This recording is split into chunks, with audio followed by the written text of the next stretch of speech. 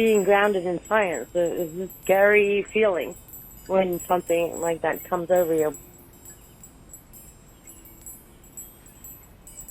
I was getting you all ready and dressed when I got the feeling again, and I thought, here it comes. Here comes a message. Here it comes. And I was scared. One of your children's going to get hurt. It's very hard to put into words, but I got the message. No voice, nothing like that. But just a knowledge. And it made the hairs on my arms stand up and on my back. Because as a mom, you'll do anything you can to keep your kids from getting hurt. However, I knew I couldn't predict the future, nor would I get an answer. So I tried to remain calm. Know that if he was going to give me this message, he was also going to give me the strength to get through it. So I called you all aside. I said, something's going to happen to Maria, and it's going to be bad. And you said, sure, yeah, of course, we'll watch out. And then you all went off, and I packed my bag for our hospital.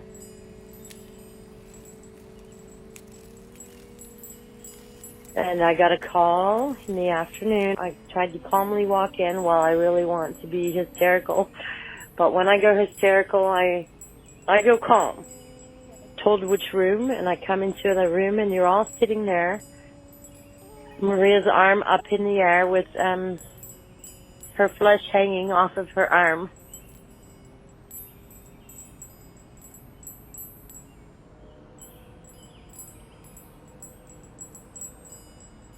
You learn to fear the Lord. Not fear in scared,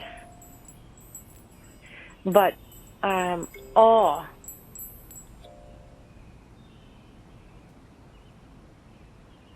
I'm in Fulda on a rooftop in a section of Fulda called Hora. And I'm looking across. I see lights and houses. I see the church steeple and a dark hill. Past the hill, I can see sprinkled with some light. And the sky is dark. You can't see any stars. When I look over the darkness, I'm looking directly in your direction. And though it's far, my heart is so near. I'm 5,000 or more miles away, right by you and what you're experiencing.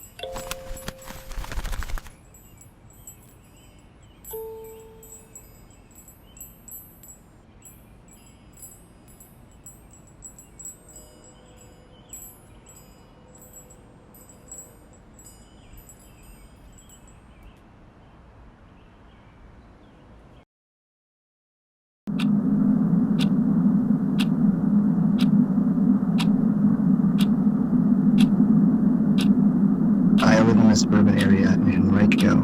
It's about 20 minutes from VCU, and everybody's going crazy.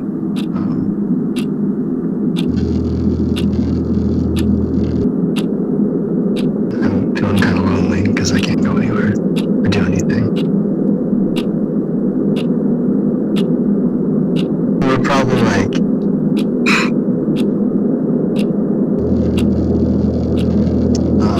100 miles away, maybe 150.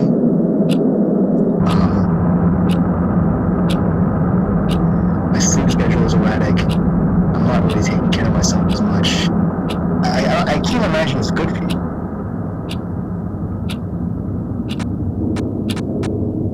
It's fine. It's great. I love this. As long as we stay 6 feet apart.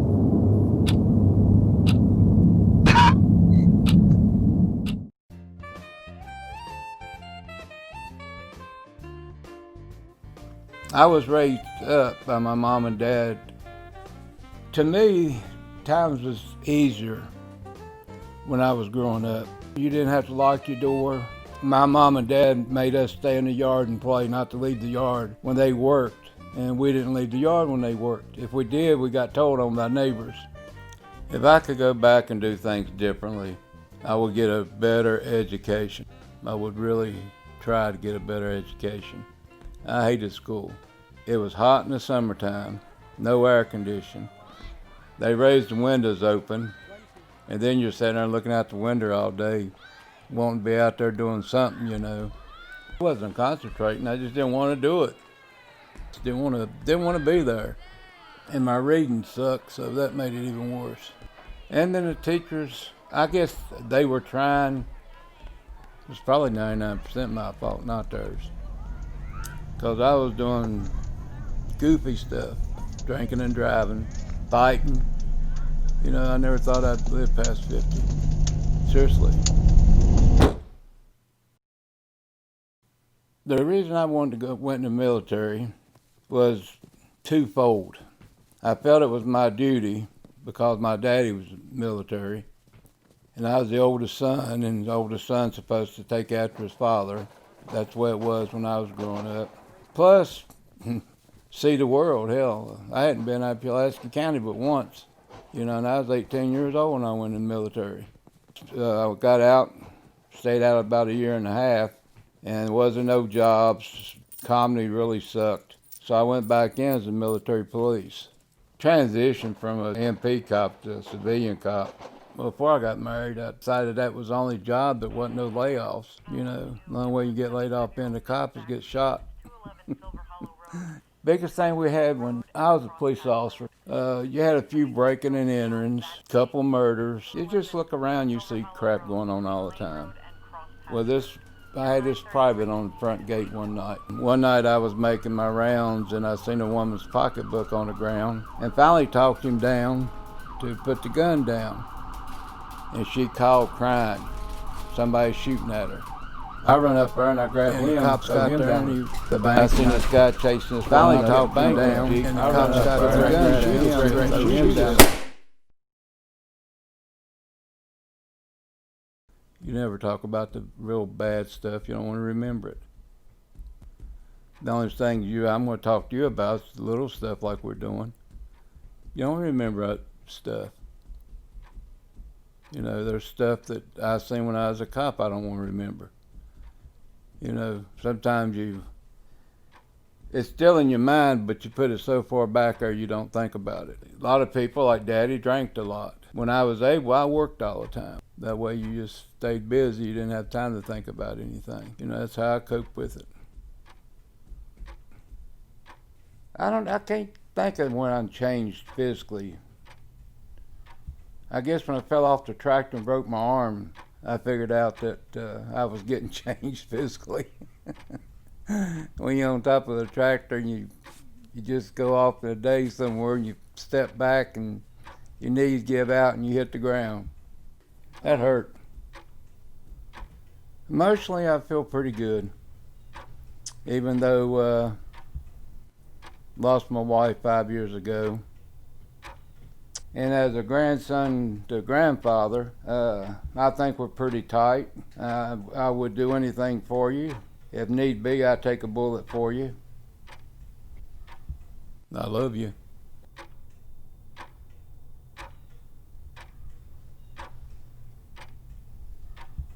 So, where are you right now? And this could be, this could be, a literal telling of where you are, or metaphorical, or whatever you feel like. Just let it out. Okay. I'm in my house right now. I'm in the guest bedroom of my house. Okay. How do you think this has sort of changed the quarantine and all that? How has that changed your view of home? Oh my gosh, I don't know. It's made it feel a lot more like, just like not like it's not a prison, but just really like suffocating kind of. Like there's not like I don't have a lot of people in my family, but like we're always like we get snippy with each other sometimes. What reminds you of home? Whenever you see it, whenever you hear it, you smell it even? So we have like old fireplaces in our house, and there's like a certain like wood smell that they have. And if we like leave our house for like a vacation for a week and we come back, you can smell it. So that reminds me of my house. Could you describe the distance between you and me? I think it's about a 10-minute drive. Oh, the color yellow. My house is yellow. Why yellow? Well, my house is yellow, and then my room's also yellow. And then there's a lot of rooms in my house that are yellow. There's a lot of yellow in my house, so I guess yellow. Do you get bored with the yellow? No. It's not like I go outside and like everything I see is yellow is like my house, but I think when I think of my house, I think of like a lot of yellow, because there's just a lot of yellow rooms and stuff. A lot of yellow? Yeah.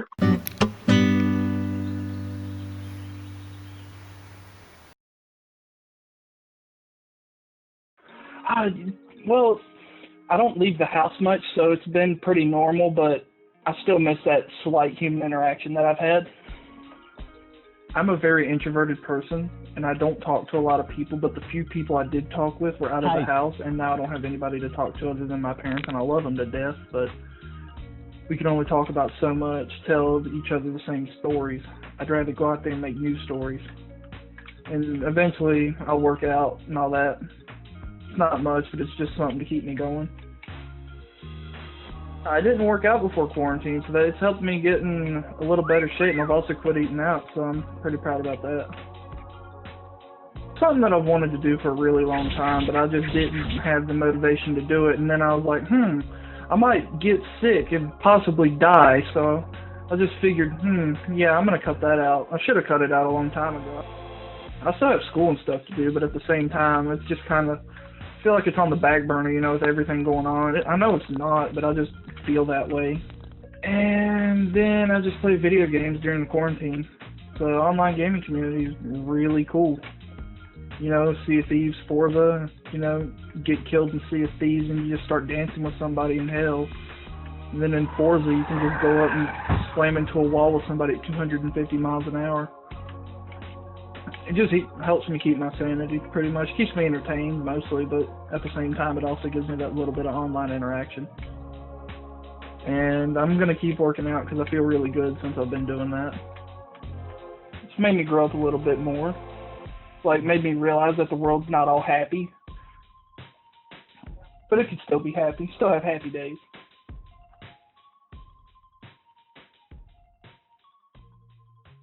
I think mentally, I'm still trying to find out who I am.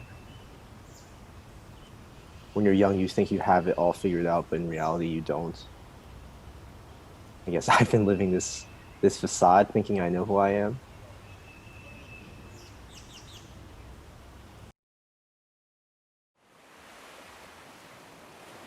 When you think of Virginia Beach City, the word city kind of throws off a lot of people. Oh, it's going to be full of hustle and bustle. It's really not. It's pretty slow down there, and I kind of like it. I feel stronger there. It's a place where I feel grounded with family. It gives me a place where I could just clear my thoughts and just ask my parents about anything. Growing up, my parents had odd jobs.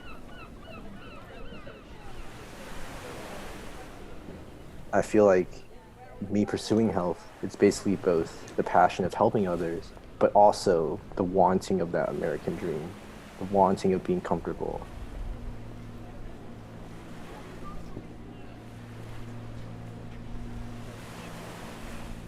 After graduating college, it just hits you that maybe you don't have it all figured out, and that this is the perfect time, the perfect opportunity to learn who you really are. And some people find it annoying, but I find it a blessing. We as humans, we are still a work in progress. You won't know who you are until you're a finished product.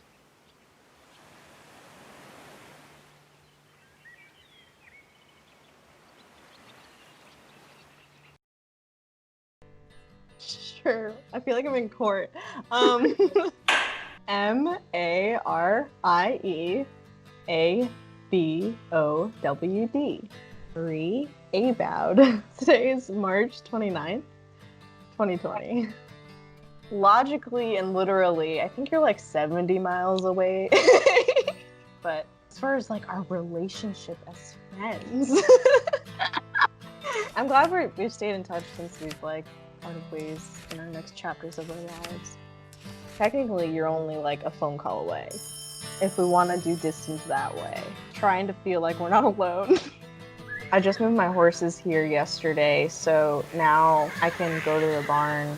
I'm looking forward to something every day. They're being quarantined, so they're separated from the entire herd at that barn. They do not enjoy social distancing at all because behaviorally, horses and people socially act similarly. They don't like to be alone. I feel like the average human, there's always some sort of aspect of family and community for people, and horses have that same kind of thing going on.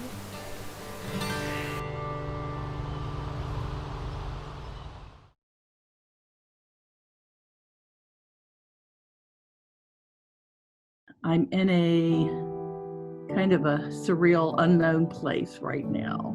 I am at my home. I'm with my family, my husband, my son. My daughter is not at home with us during this pandemic. Now we are reconsidering bringing her here. We're all, trying to adjust as a family, trying to do everything that we can. Support the community. We're doing, takeout where we can to help some of the local businesses and restaurants. Distancing, we're isolating pretty much here at the house to mitigate the spread of COVID-19. We want to do whatever we can. But, I've really never experienced anything like this before in my lifetime. And it makes me think back to stories from my childhood. Of course, my grandmother, my great aunt, my mother, my father, they all told me stories about living through situations, the Depression, the World Wars, the Korean War. They had, their stories of hardship, sacrifice, food shortages, rationing, their families losing all of their savings, trying to get by, find work where they could. And I think about how that formed their character. In the case of my mother and father, from a very young age. Some examples come to mind. My grandmother and great aunt, they had 8 children living at their home at one point. My mother and her 3 siblings and some cousins from the family that were living there. But to get money to live, they rented out one of their bedrooms to a family. They had split duties with cooking and cleaning and that kind of thing. But, I remember hearing this story and going, oh my gosh, how would you do that? Another thing I think of, my dad told me about his childhood. They were very, very poor. They were unfortunate and lost just about everything that they had. And he said he remembered lying in his bed at night, cold, and he would watch the snow fall through the ceiling of his bedroom. My father was very frugal. And, I think back on what he experienced as a child, and that's made him, save money so that if anything like they experienced in their childhood happened again, he would be able to provide for his family. We always had a garden, and I remember from a very young age, she would line all 4 of us. I had 2 brothers and a sister. And she'd line us up in the kitchen. We'd be standing on little step stools when we were younger. And she'd have us peeling peaches and tomatoes and shucking corn, pulling peas, all kinds of vegetables, so that she could can the food and then freeze as much as you could.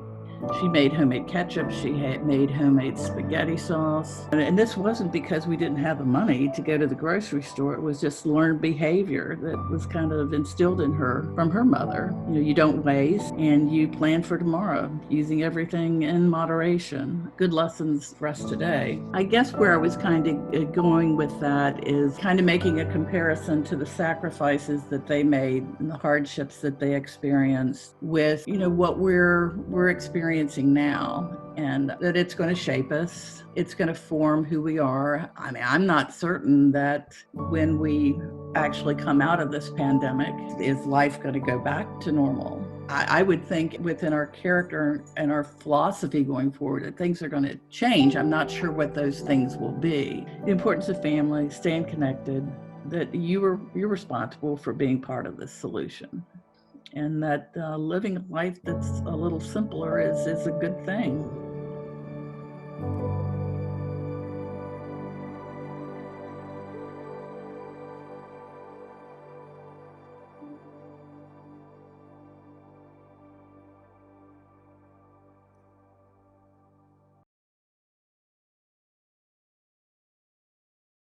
What's your favorite thing about Alexander? My favorite thing is that, oh boy, I don't have a favorite thing, but right now I'm thinking about how he's really good at listening and understanding, and that I can like genuinely be myself and say whatever I want to, and I know that he sees who I am. Like, he does see exactly who I am, and I don't have to explain myself to him. I think that would be it. And That's that I am safe with him. And I don't even realize that all the time. But I'm more vulnerable in ways with him than I've been with like any other person, but it comes naturally. I'm really glad you two have each other. He's just like, he's very stabilizing, and that's something I've realized. Just like, I called Megan last night because I was so just upset, and I was like, I need someone to talk to. And I called her, and she answered, and I just like talked about what was upsetting me. And she's just a very soothing person.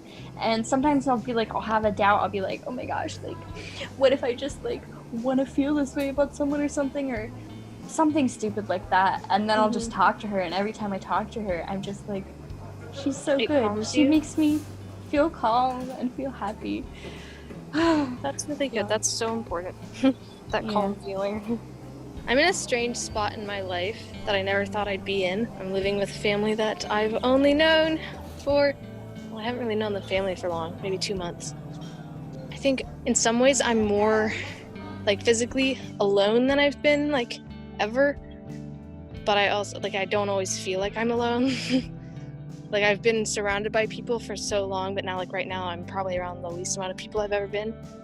I think I'm also a little afraid, like, because we're physically distant and like we have to put in more work to like maintain our friendship, that like we'll grow apart in other ways because like we're just not around each other and like as much. But I know like whenever we are again, it'll be like fine, normal, and like we'll catch each other up on everything. But like there is something different about like being physically with someone and like seeing them grow and go through whatever changes.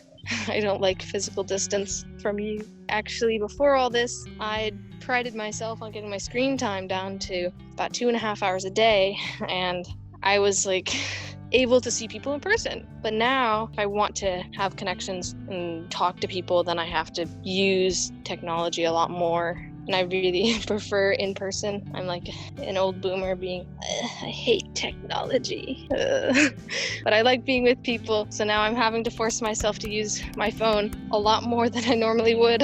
Well, that's funny that you mentioned your screen time, because I just noticed yesterday my screen time has actually like gone down significantly. It's gone down 36%. It's at like 3.5 hours now. Oh my God. I know when I came Mine's to school, gone up. when I came to school, it was at like 6 hours or something. But I don't know. I'm just like checked out. I'm like, which is probably the like exact opposite of what it should be. I should be like reaching out to people more, but I'm like doing it less. It sounds terrible, but like I'm not seeing people in person. Like you can genuinely forget because you're used to just seeing them. So you don't always like have to reach out to them because they are just in your everyday life and routine. So now it's like they're not part of that anymore. So that was never established to like reach out to people necessarily in certain ways that now like you'd be forced to. I don't know. Relationships are changing.